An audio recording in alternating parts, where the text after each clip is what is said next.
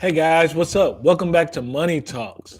So, before I get into today's session, please, if this is your first time, go ahead and click that subscribe button. And if you like this content or have been checking out other videos, go ahead and hit that like button. And if you're here joining me while I'm going live or on a previous video, go ahead and write a comment. Let me know you're there. Let me know what you like. Let me know what you want to hear about. I'll do my best to respond to all comments.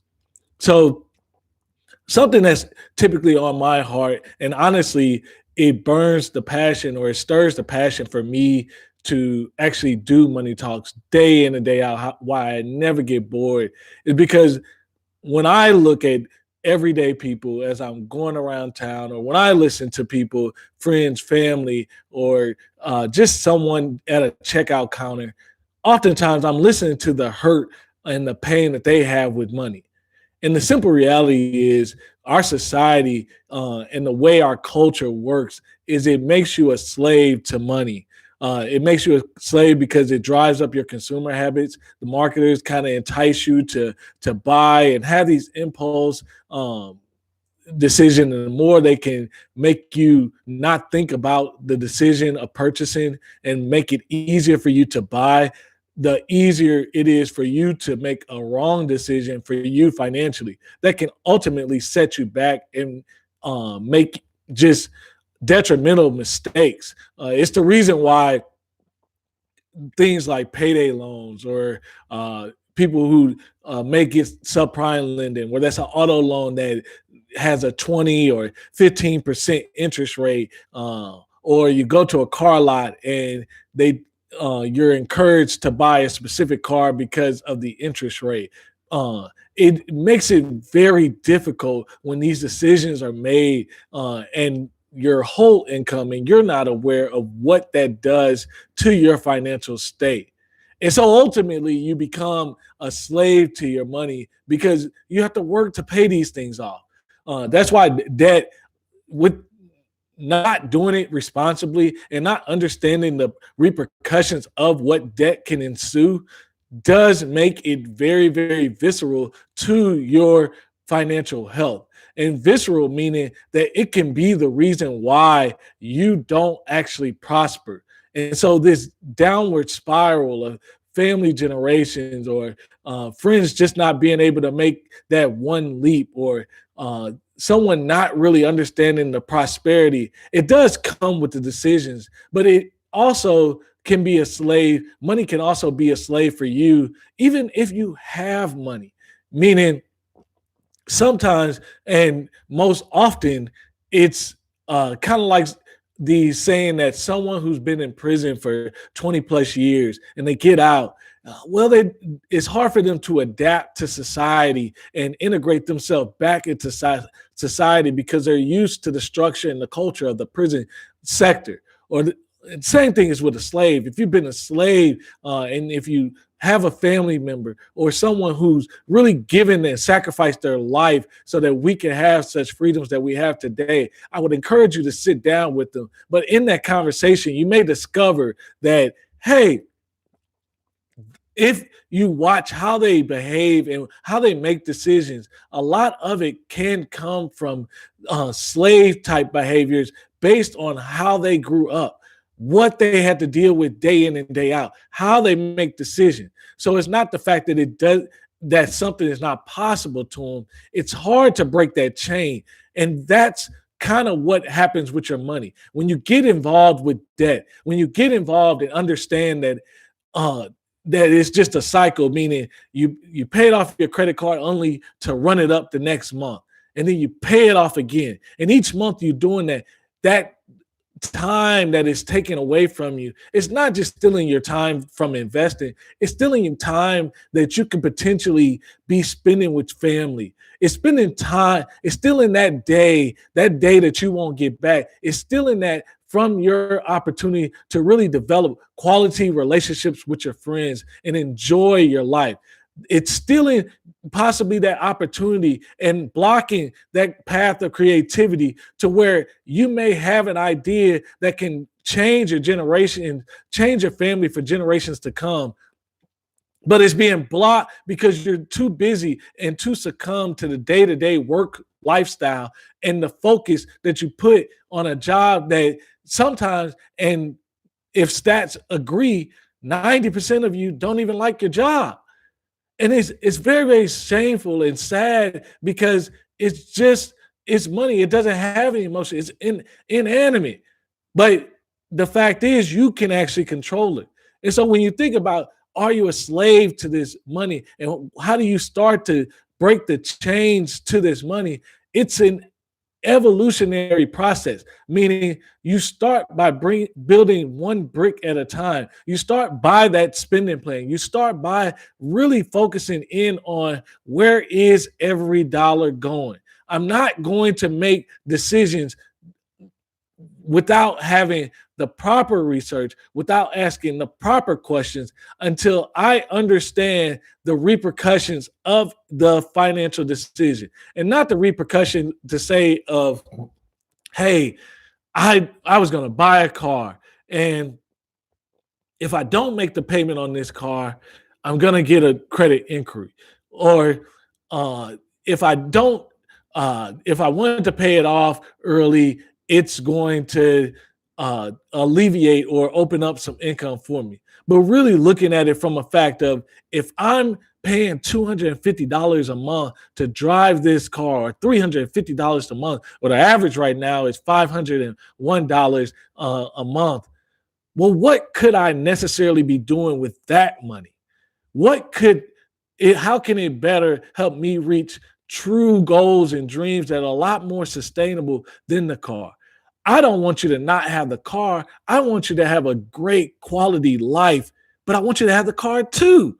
And that's the understanding that we start to box ourselves in, and what we're born into, where we really have to break the chains to see what was actually possible with the income we have. How can we stretch a dollar? So many of you right now might be getting a tax refund, but you have some debt.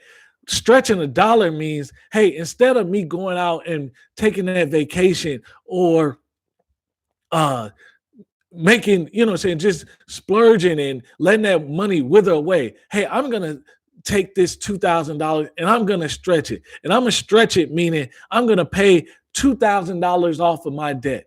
I didn't lose the $2,000. In fact, I got more use out of it, meaning I paid off $2,000 worth of debt. And so that helps alleviate. And I see that money come through either by the debt being paid off sooner, or may even alleviate some of the monthly cash flow burden that I have.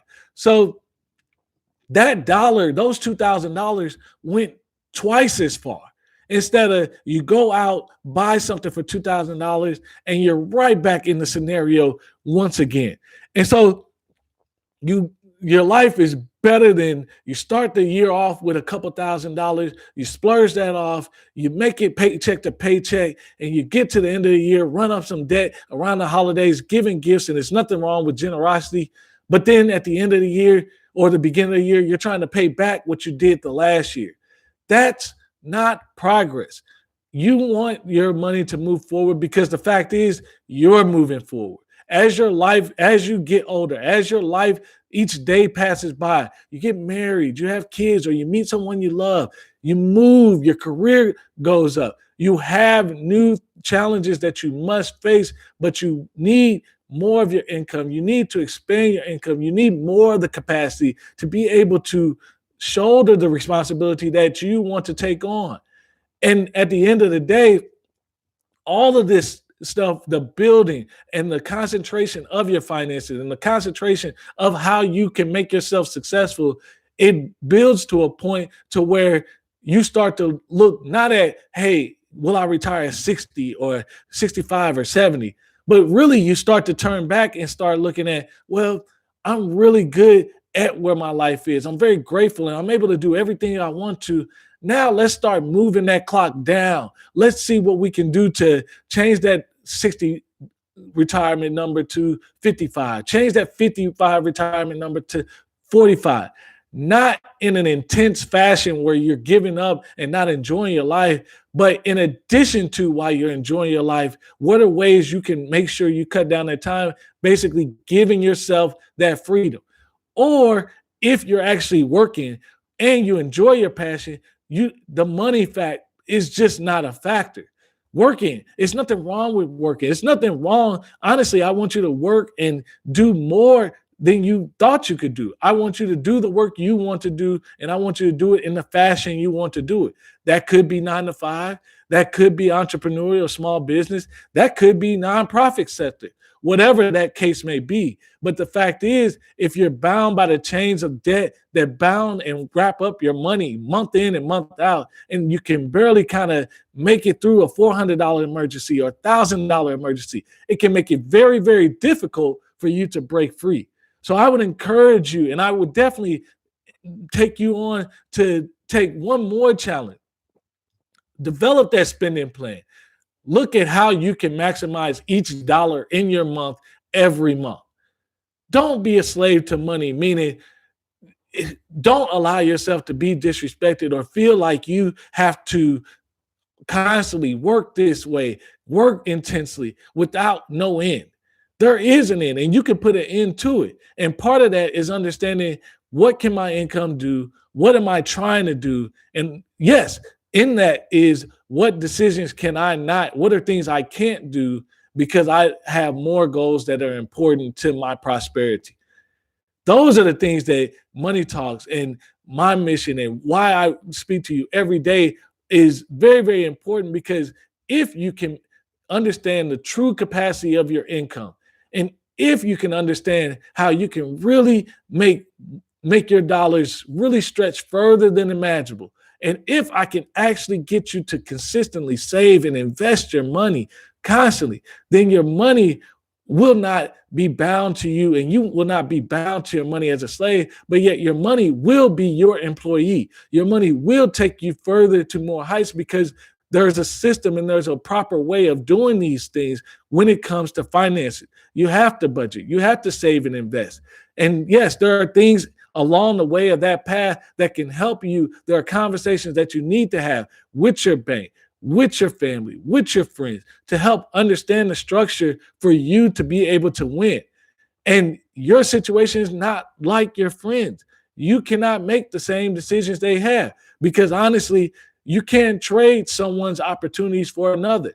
Everyone has opportunities. So I would encourage you today, don't look at your money and don't bound yourself to being a slave to your money. Look for how you can break free. What's the solution? Is it really getting out of debt? Is that car loan really burdening your budget? Can we just get rid of it so that you can get loose, get free in your cash flow every month, so that you can start to turn this ship around a lot faster? Or do you simply need to budget and give yourself a certain amount of money to where, hey, $200, $300, $400 a month, you can go do whatever you want, but you do that and you work within that until you increase your income, or as you increase your income, so that you're able to save and hit other goals to get yourself on track. Because once you're on track, then you start to devise a plan to build a rhythm to where you're spending, you're saving, you're giving, and sometimes you still have to pay off debt, but you're doing it and you're accomplishing in a healthy fashion to where you're doing what's best for you. You don't feel like you're missing out on anything, and you're making the progress that you need to get yourself forward and free. So I would encourage you today, plug in. If you like this video, please subscribe. Join me in my Facebook group, the Money Talks group on Facebook. Join me on Twitter and Instagram, J Thomas Solution. But until next time, I'll talk to you soon.